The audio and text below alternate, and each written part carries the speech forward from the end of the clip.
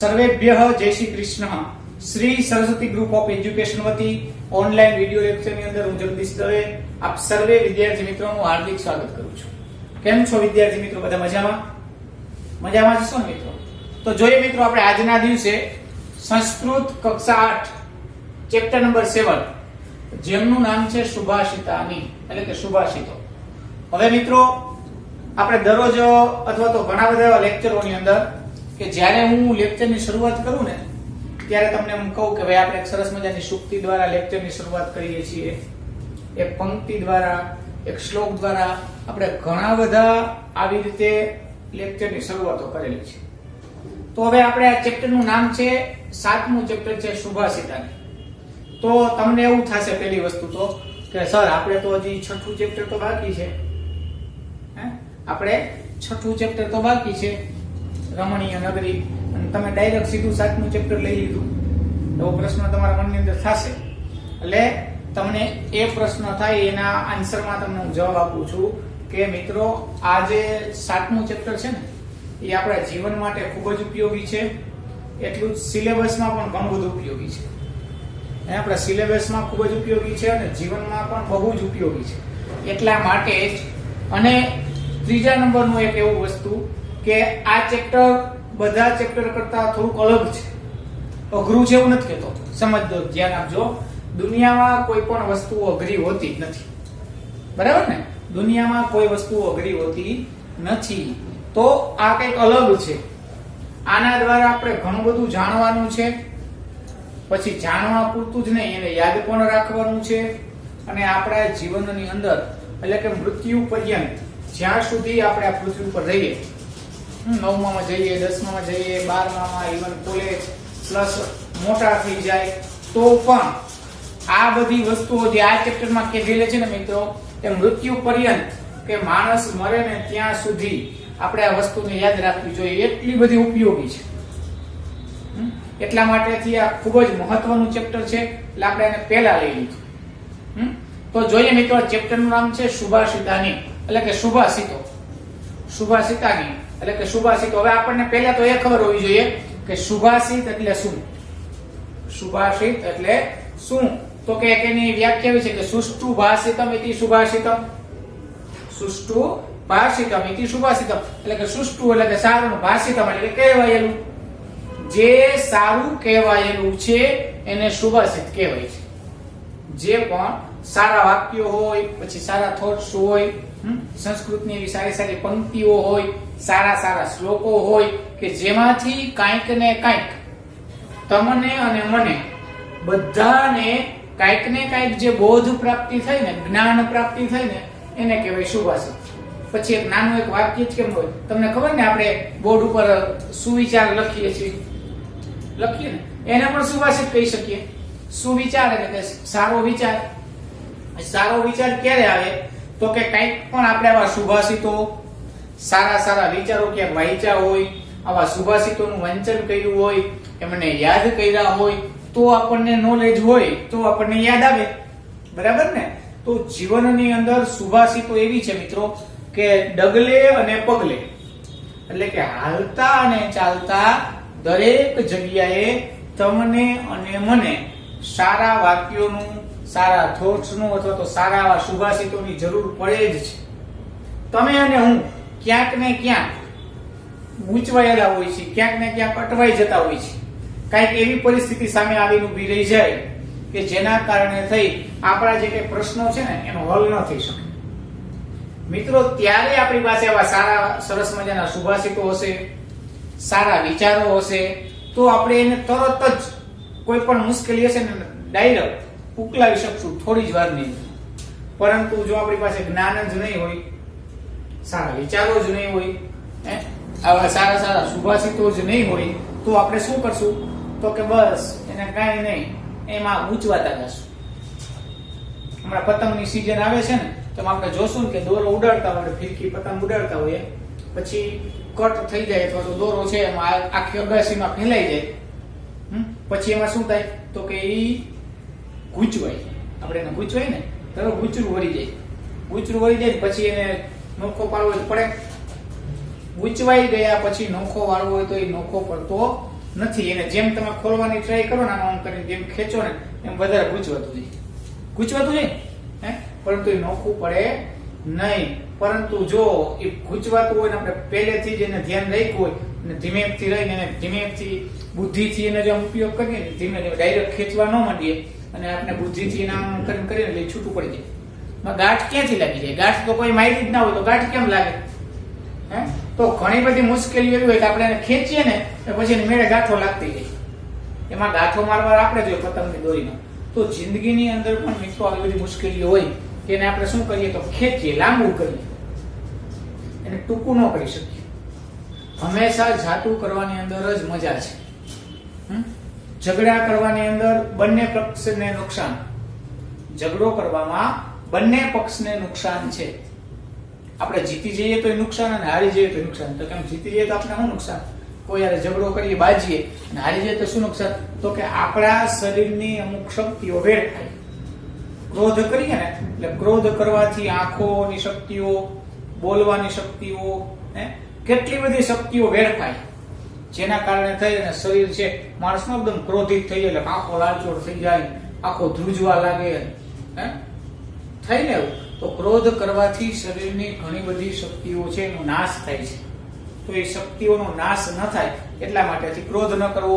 ક્રોધ ન કરીએ તો કોઈ ઝઘડો પણ ન થાય, જતું કરવાનું. ગુજરાતીમાં કહેવત છે ને કે નમે તે સૌને ગમે. નમે તે સૌને ગમે મીન્સ કે બધાને આમ નમવા જ નથી રાખવાનું, પરંતુ જતું કરે ને એ જીતશે. બરાબર છે. અને આજના સમયની અંદર તો ખાસ જ ઉપયોગી છે. આજે દિવસે દિવસે સમય એવો ખરાબ આવતો જાય છે કે ઘરની બહાર પણ નીકળીએ ને તો આપણો કઈ વખત પણ વાંક ન હોય તો સામેવાળા વ્યક્તિઓ બાજવાની રાહ જોઈ બેઠા હોય તો ઓલું આવટ મારીને બાજવું છે. તો જો આવી વિકટ પરિસ્થિતિઓ આપણા જીવનની અંદર આવે મિત્રો અને એમાંથી જો બહાર નીકળવું હોય તો એના માટે થઈ અને આપણી પાસે સારા વિચારો, સારા સુવાક્યો, સારી સુભાષિતો, આનું જો થોડું ઘણું પણ નોલેજ એટલે કે જ્ઞાન હશે તો આપણે આપણું જે સાંસારિક જીવન છે એ જીવનની અંદર આપણે ખૂબ જ સહેલાઈથી આગળ વધી શકશું. આપણે ઘણી વખત એવું થતું હોય કે મારા જ ક્લાસમાં બેસે છે, એક જ ક્લાસની અંદર આપણે બધા વિદ્યાર્થીઓ બેઠા હોય તો એમાંથી પહેલો નંબર બધાનો પહેલો નંબર આવે પરીક્ષાની અંદર, તો કે ના, એનો એકનો જ આવે કે બે જણાનો પહેલો નંબર આવે, બધાનો તો આવે નહીં. તો શું કામે એ બે જણાનો જ આવે, આપણો કેમ ના આવે? હું સર એવું છે કે સરે છે બેને જ વ્યવસ્થિત ભણાવ્યું છે, બાકી બધા 30 જણા બેઠા હોય તેને ભણાવ્યું નથી એવું હોય? સર તો ક્લાસમાં આવ્યા અથવા તો મેડમ ક્લાસની અંદર આવ્યા, એમણે તો જે કંઈ આપ્યું બધાને સેમ જ આપ્યું છે, છતાં પણ એમાંથી એક જ વ્યક્તિનો પ્રથમ નંબર કેમ આવ્યો? તો કે જે કંઈ આપ્યું ને એમણે એની વ્યવસ્થિત રીતે પચાવી લીધું, સમયનો સદુપયોગ કર્યો. તો તમે અને હું પણ જો સમયનો સદુપયોગ કરતા શીખી જશું તો આપણે પણ પ્રથમ નંબરે પાસ થઈ શકશું. પરંતુ સમયનો સદુપયોગ કરવો કઈ રીતે, એ ક્યાંથી જ્ઞાન મેળવવું? તો આવા સુભાષિતો દ્વારા આપણને જ્ઞાનની પ્રાપ્તિ થાય છે. એટલે આ સુભાષિતો ફક્ત સિલેબસમાં છે અને પાકા કરવા પડશે એટલું જ નથી, પાકા તો કરવાના જ છે, સિલેબસમાં છે એટલે પરીક્ષામાં તો પૂછાવાના જ છે, પરંતુ એને એવી રીતે યાદ કરવાના છે કે આખી જિંદગી તમને અને મને બંનેને કામ લાગે. ગોખવાના નથી. સમજાઈ ગયું? ટૂંકમાં કે આ સુભાષિતો છે એને ગોખવાના નથી, એને યાદ કરવાના છે. અને એવી રીતે યાદ કરવાના છે કે જિંદગીમાં ક્યારેય ભૂલાવા જોઈએ નહીં. અને હું તમને ગેરંટી આપું છું મિત્રો, આ 6 સુભાષિતો તમે યાદ રાખશો ને તો જીવનની અંદર તમને ક્યાંક અને ક્યાંક તો જરૂર જ કામ આવશે, 100% કામ આવશે. ત્યારે તમે યાદ કરશો સરે મને કીધું હતું, આ ઘટના બની, આમાં સુભાષિત મેર થાય છે ને આના કારણે થઈને મને કંઈક જ્ઞાન મળ્યું. તો જોઈએ આપણે હવે આ સુભાષિતો છે. પહેલા તો આપણને સુભાષિતોને સમજવા માટે થઈ અને પહેલી વસ્તુ તો આપણને વાંચતા આવડવું જોઈએ. હું દર લેક્ચરમાં કહું છું કે જ્યાં સુધી આપણને સ્પષ્ટ ઉચ્ચારણ સંસ્કૃત ભાષામાં નહીં આવડે ત્યાં સુધી આપણે એને વાંચી શકશું નહીં, અને વાંચશું તો અર્થનો અનર્થ થઈ જશે.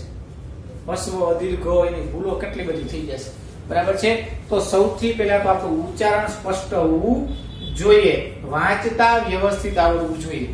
આપણને જો વાંચતા વ્યવસ્થિત આવડતું હશે ને તો આપણે કોકને બોલીને કહેશું ને કે ભાઈ હું આ બોલું છું, તું એનો મને મીનિંગ કહેતા એનો અર્થ કહેતા, તો એ કહેશે.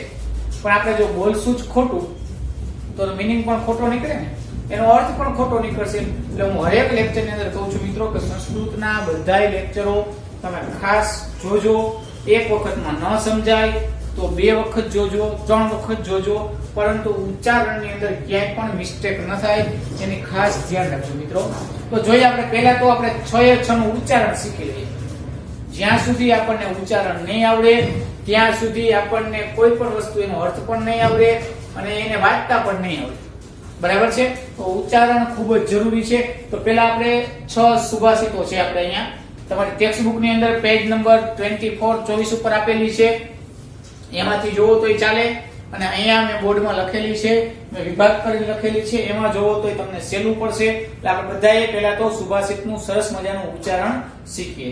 ચાલો જોઈએ ફરીથી એક વખત ઉચ્ચારણ. પુસ્તકેષુ, ખાસ ધ્યાન આપજો અહીંયા, પુસ્તકેષુ હિ યા વિદ્યા, પુસ્તકેષુ હિ યા વિદ્યા, પરહસ્તેષુ યદ ધનમ. જો જે અક્ષરની અંદર આવી રીતે આમ લીટો કરેલો હોય, એટલે કે માનો કે આ દ છે તેની નીચે આમ લીટો કરે તો એને ખોડો અક્ષર કહેવાય, અડધો અક્ષર.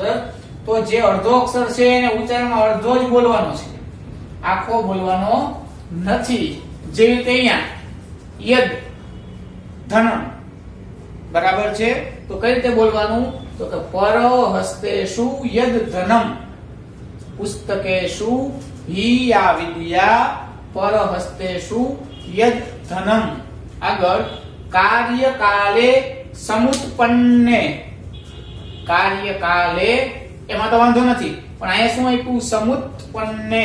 જો આમાં ત અડધો છે, ન ડબલ છે, તો અડધો છે તો ત અડધો જ બોલવાનો. સમુત્પ, સમુત્પ, પરંતુ ન ડબલ છે એટલે ડબલ ઉચ્ચારણ થવું જોઈએ. સમુત્પન્ને, પ પછી ન અડધો બોલવાનો, પાછો ન આખો બોલવાનો. કેવી રીતે?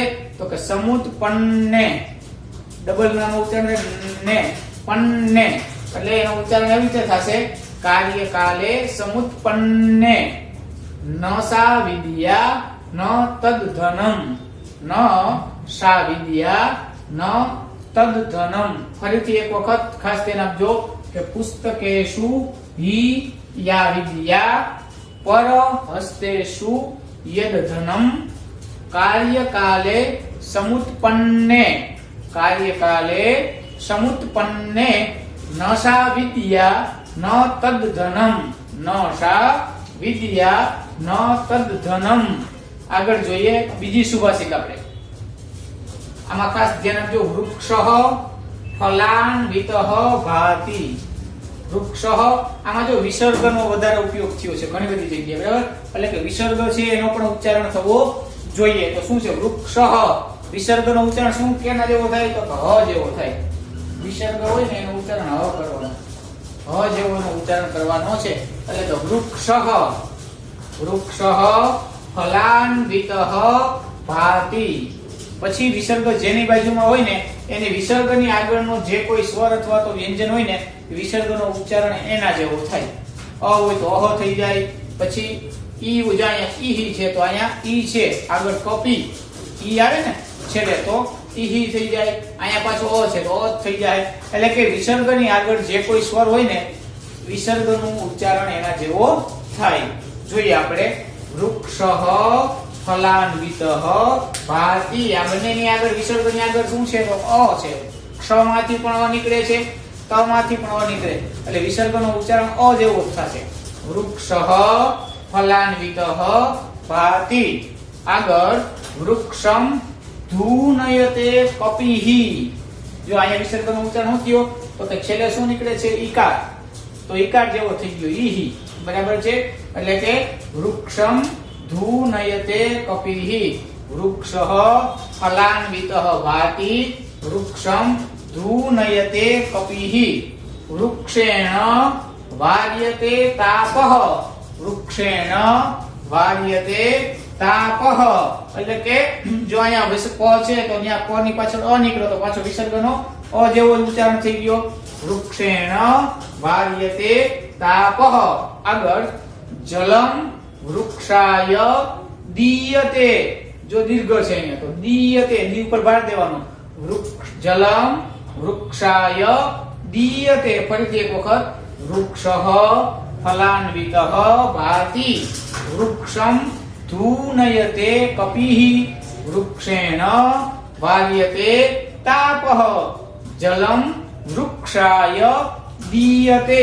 આગળ, વૃક્ષાત, જો ખોલો છે એટલે તળદો બોલો, વૃક્ષાત પતંતી પર્ણાની, વૃક્ષાત પતંતી પર્ણાની, વૃક્ષસ્ય પ્રસરો મહાન, ન અડધો એટલે અડધો જ બોલવાનો, વૃક્ષસ્ય પ્રસરો મહાન, વૃક્ષે ખગાહ, જો અહીંયા વિસર્ગની આગળ શું છે તો દાનો આ છે એટલે વિસર્ગનો પણ આ જેવું ઉચ્ચારણ થશે, વૃક્ષે ખગાહ, વૃક્ષે ખગાહ નિકૂજંતી, વૃક્ષે ખગાહ નિકૂજંતી, કુદીર્ઘ, વૃક્ષ ધન્યોષી ભૂતલે, વૃક્ષ ધન્યોષી ભૂતલે.